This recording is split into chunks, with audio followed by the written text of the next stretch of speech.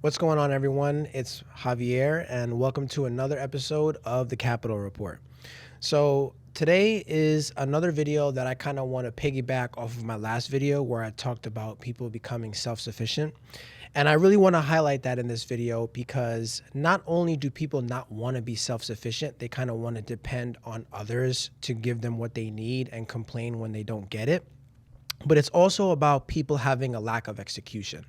Now, when I say a lack of execution, I don't mean in pursuit of something, because there are a lot of people out there who have enough confidence, who have enough self will to reach out to somebody for help, possibly, or let's say they see something online that they want, but they don't have the capability to follow through with that, to actually execute their plan until the end of it.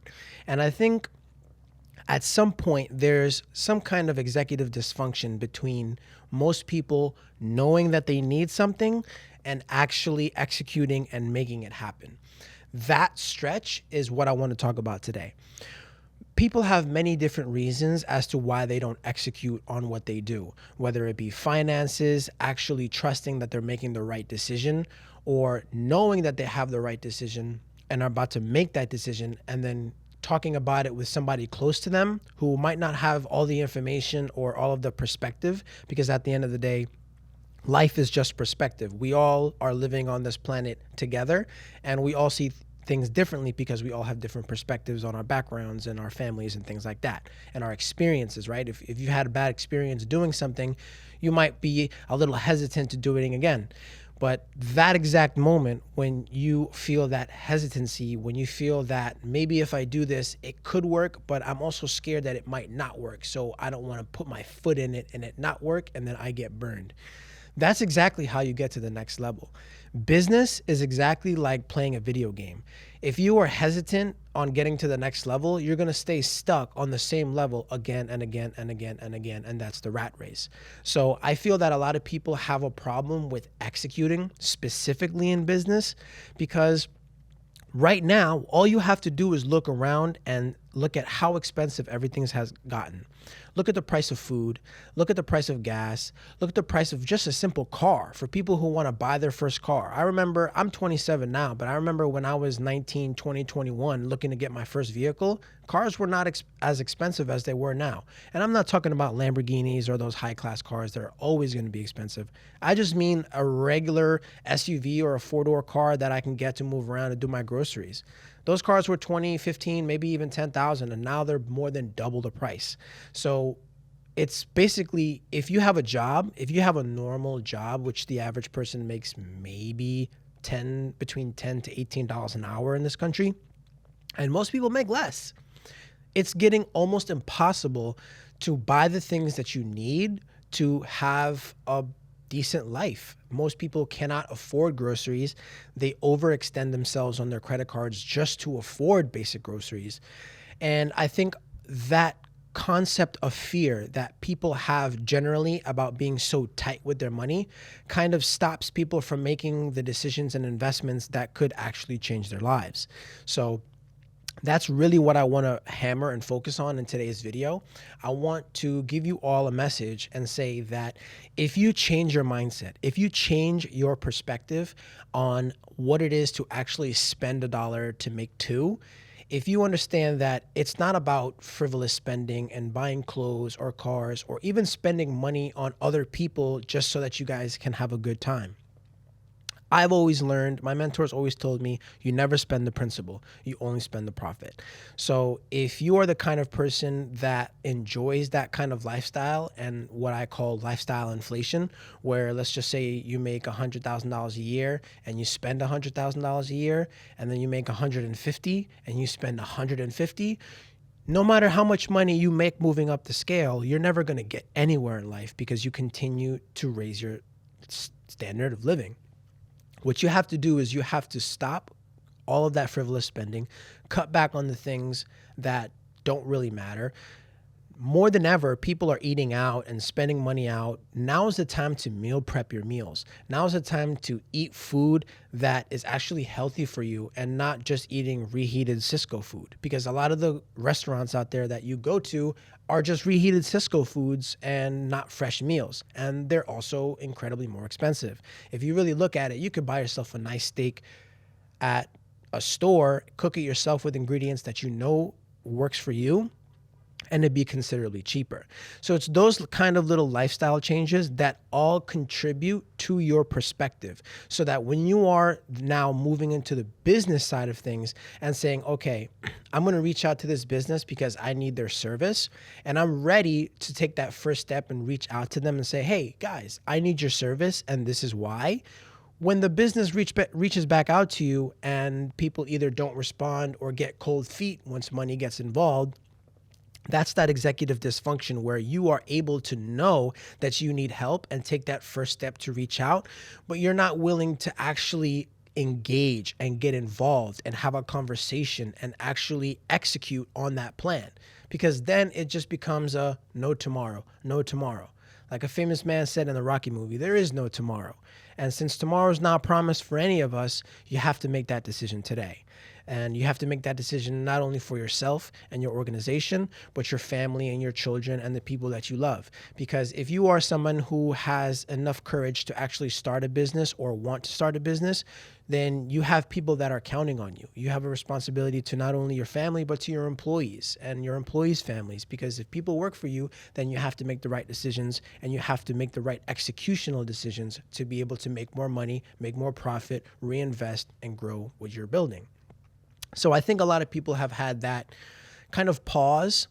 And now with tax season rolling around, I mean, this video right now, it's January 27th, but tax season is going to be rolling around and people are going to have a little bit more cash after the tax cuts and the tax changes that were made in 2025. We'll see those first effects in 2026. So if you see this video and you have a business or you're thinking about starting a business, now is the time to execute. The more people, I'm telling you, there are thousands of people who are scared to execute on the plans that they've been thinking about. All of the people who had those New Year's resolutions, now is the time. If you haven't already been going full blast, a month is already gone in January and February is right around the corner, just a few days away. People are eating your lunch right now. And if you don't do this, you will stay poor.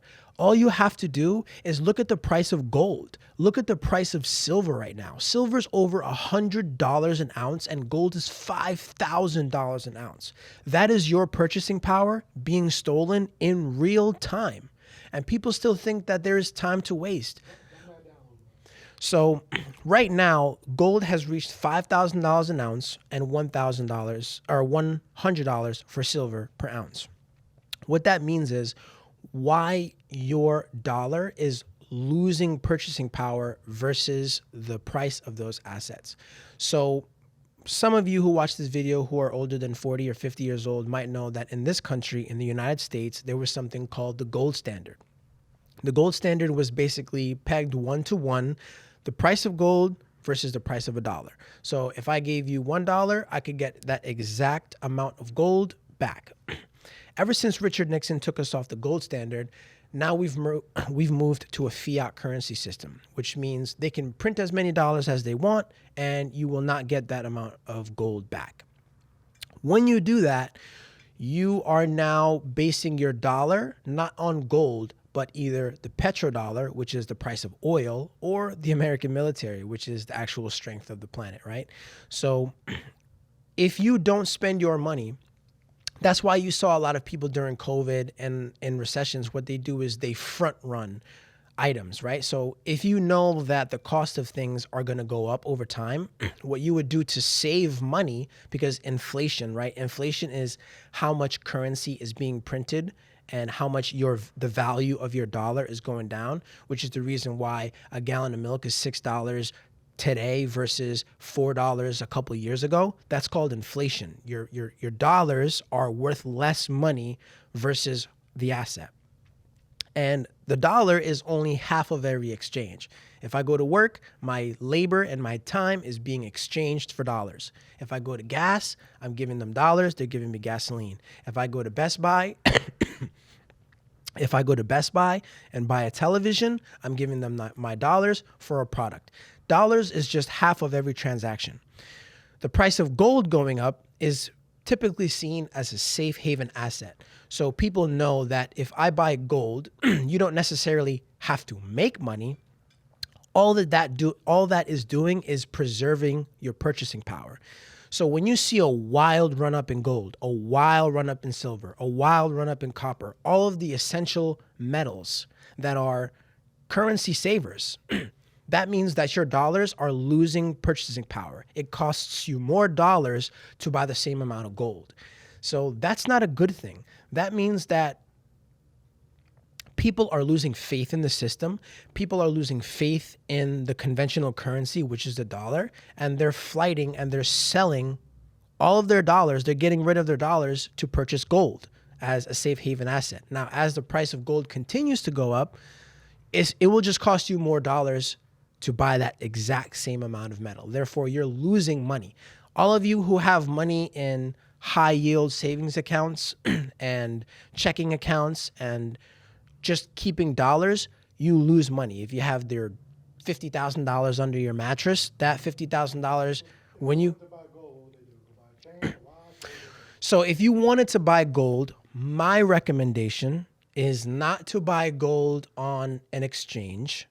Always buy physical gold. If you want to buy a chain, nowadays with jewelry, right? Because this is going to go back to my previous video where I talked about not buying jewelry and things like that, right? So buying jewelry and buying investment grade gold are two totally different things.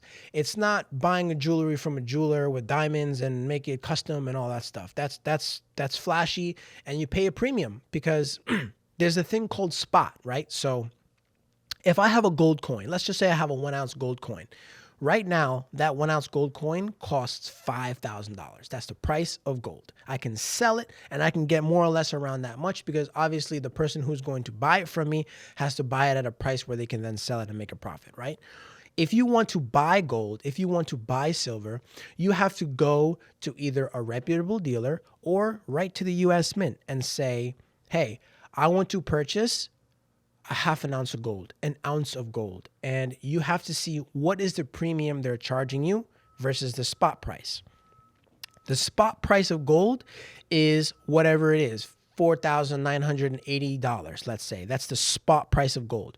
Now, obviously, any entity that is selling you gold has to make a profit.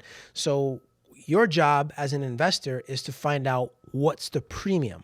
The premium is the price you pay on top of spot. So if I'm paying $4,980 for an ounce of gold plus a $200 premium, I know that the person who's selling me the gold is only making $200 of profit, and I'm only spending $200 more on top. So if the price of gold fluctuates and goes above that, I'm in profit. If it goes below that, I'm holding, right? Because gold is not something that you buy, unless you're a trader, gold is not something that you buy to make money.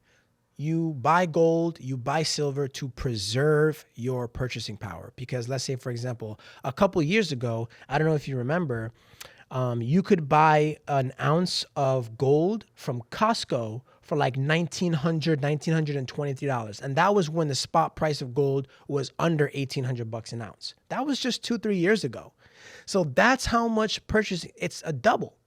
So if instead of holding dollars, if you would have just bought that ounce of gold, you would have $5,000 versus the exact $2,000 that you had, right? If someone had $2,000 and they didn't buy any gold, they kept it in dollars versus, let's just say I bought $2,000 worth of gold, my gold is now worth $5,000 versus your dollars still worth $2,000.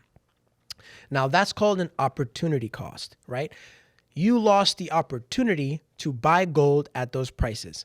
And that's exactly what I want to highlight in this video. The same thing as investing in your business. If you don't invest in your business, if you don't take that decision, that chance to execute on what it is that you're trying to accomplish, you lose out on that opportunity cost. So every single day that people don't go out, people don't do the things that are important for their business and reach out for others to help them with goods or services or networking, that's your opportunity cost. So the same way that your dollars lost value in the time that it costs gold to go up is the same way that your business will lose value in the time that you don't make the decisions that you need to take yourself and your family to the next level. It's not a game. You will stay poor if you do not make these decisions and you do not execute on the plans that you have in your mind.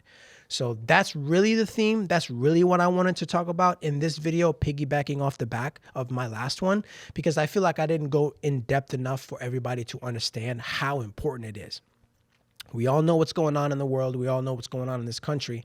Things are extremely out of whack, out of shape. Everybody is on edge. And I think the more focus that people take away from themselves and their business and putting it on things that do matter but might not affect you personally, you have to take a chance.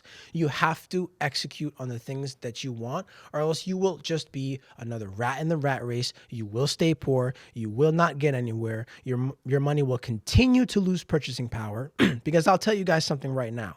In 2027, we just raised the military defense budget to $1.7 trillion. That's another $600 billion from this year. That's your money that the government is spending on war. So if you don't take action, if you don't actually pay attention to where your money goes, to where your tax dollars go, the government will spend it. Other people who know how to move money will move your money for you if you don't know how to move it yourself. So I want to give you guys a big credit tip that really helped me when I didn't have much money, but I was just starting to get my credit up. So now this is obviously a little bit harder now because so many people caught on to it, but it's still a very, very good hustle depending on how much time you have. So what I did when I first started getting my credit was I got a couple of secured credit cards. So I saved up about $1,500 and I got myself 3 credit cards and I placed a $500 security deposit on each of them. And what I used to do, you can make arbitrage deals. So what is an arbitrage deal? I used to go to thrift stores. I used to go to the discount malls, and I used to go to the Nike store, and I used to bring my scanner, and I used to scan on Amazon, and I used to scan on OfferUp, and I used to scan on Facebook Marketplace, and I used to find deals. You can go to a lot of thrift shops and they usually have like a lot of items that are underpriced, even items that are brand new. And this is a little side hustle that you can do on the weekends. You can do after work with your family and even your kids, that it's pretty fun to go out and look for cool items to resell. Yes, I'm talking about reselling. That is still a valid thing to do. Now, what people kind of get mixed up is they resell with their dollars, not their credit. The way that you build your credit score is through responsible credit usage. It's not, I have a $500 credit limit and I spend $400 and I carry a balance. It's no, I find an item that's worth $300. I buy it for $200. That's an underpriced value. And I sell it for $250. I don't need to be greedy and sell it for $350. I'm giving the other person a deal as much as I'm getting a deal. The arbitrage is that $50 that you just made. Now, I take that $200, I pay my credit card back, I have $50 cash or $50 extra on top of what I spent. Do that times 3 cards, I just made $150. Now, $150 may not seem like a lot for some of you, but it is for others. And that's just to start. As you start growing in the credit game, now you have responsible usage. You never have to carry a balance because usually when you go to those stores and you buy a product, you have a 30-day time limit to exchange. So I would just hold on to the product, post it everywhere to see if I can get a sale. And if by the 29th day I didn't get a sale, I would simply just return the item and start again. Mind you, every week I'm going to the store to see what new items and products there are. But if that item specifically that I didn't buy, that's why you have to read the fine print. Nobody reads the fine print for their credit cards or their loans or their auto loans or their real estate deals. Nobody reads the fine print. But the reason why the fine print is there, just like the tax code, is for those of you who actually want to read, play the game. The system in this country is a game, and only those who know how to play it will win it. Everybody else will just work for those who know how to do it. That's why everybody goes out and complains about taxing the rich and raising taxes. The rich don't pay taxes. The rich have never paid taxes, and they never will pay taxes. That is by design because they know how to play the game. They've gotten into the game. You don't become rich for no reason. You don't get rich by giving all of your money to the government. You don't do it. So that is how I started. And just think about it. Once your usage goes up and these credit card companies say, okay, this guy's spending more than what we're giving him every couple weeks, we have to raise his credit limits. Then my credit limits got raised to 2,000, 3,000, 5,500, 8, 12, 16. Now you can actually start buying luxury items. Now you can actually go put yourself on lists for the Louis Vuitton, for the Ferragamo, for the Gucci, for those kinds of stores. Purchase those rare bags and wallets and those limited edition items and then resell them to luxury stores in Manhattan and Soho and make even more money. When you go there, you're going to meet tons of people who do the same thing. You're going to meet new connections. You're going to put yourself in a position to win, all while your credit score is going up because you have amazing usage and you're not even using your own money. You're using the company's money. You're never even paying any interest because I just told you about the 29-day arbitrage period. So that's what worked for me. And it might be a little bit more tougher because I feel like a lot of people know this method now. Wow. Excuse me. I think a lot of people know about this method now. So it might be a little bit saturated, but believe me, there are tons of opportunities. There are tons of ways to use that exact method to make thousands of dollars per month. It's just about finding the deals, knowing where to look, and having your credit and using it responsibly. Credit is a tool to win. It's a leverage tool to get you to the next level. And those who know how to leverage it correctly are the ones that will get their credit limit raised, their credit score up, and more opportunities. I'll give you an example. Citibank has a credit card, and it's called the Blue Cash card. And on that card specifically, there's something called a flex loan. A flex loan is basically, let's say, for example, I have a $5,000 credit card limit. I can take a flex loan up to that amount where they give me cash. So you will see sometimes when you go out to resell or when you go out to purchase, they won't accept credit cards. So you can take out a flex loan. Let's just say you take out half your credit limit or under half because you want to stay under that 30% limit. So let's just say you take out $1,800, which is a little bit under 30%.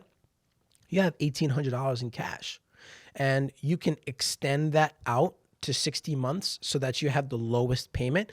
Yes, it might have the highest interest rate, but the interest rate doesn't matter if you're buying a product and selling it within a month or two. Even if you want to go past the 29th day to where you can't return the product, but you know that it will sell. Let's just say a good example is I bought a Burberry coat one time. This Burberry coat was it was a 2023 fall edition. And I bought it at the end of last year, which is like 2020, like the end of 2024. So it was a year late. The people who have money, the people who are actually purchasing designer things all the time, they want the product that's of the year. They want to buy it right when it comes out because that's when the companies make your money. A lot of the times when you go to like Neiman Marcus or Saks Fifth, the stuff that's on that coat rack will be about a year or an out of season product.